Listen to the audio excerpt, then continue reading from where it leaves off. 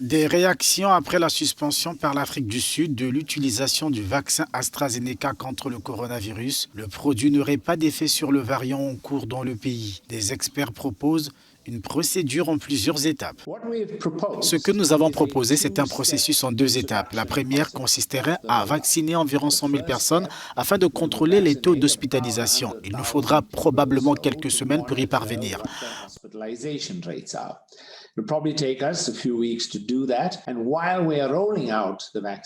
Pendant que nous déployons le vaccin et que nous recueillons ces informations sur les hospitalisations, nous pourrons évaluer s'il faut simplement poursuivre le déploiement avec le 1,5 million de doses dont nous disposons ou s'il faut arrêter le déploiement du vaccin AstraZeneca.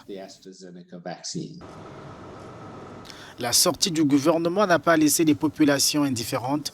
Des Sud-Africains dénoncent entre autres la gestion du processus de vaccination contre le virus dans leur pays, alors que l'Afrique du Sud devait commencer sa campagne dans les jours à venir avec 1 million de doses d'AstraZeneca.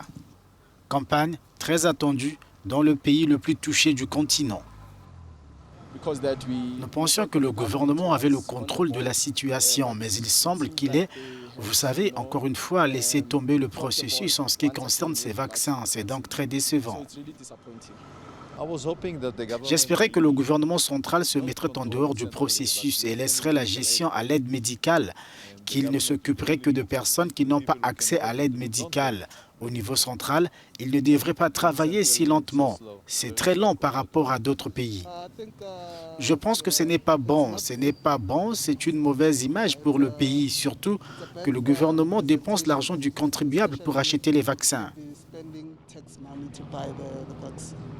Malgré la remise en cause de l'efficacité de son vaccin, AstraZeneca affirme que son produit protège toujours contre les formes graves de la maladie. La société promet d'adapter le vaccin aux variants sud-africains.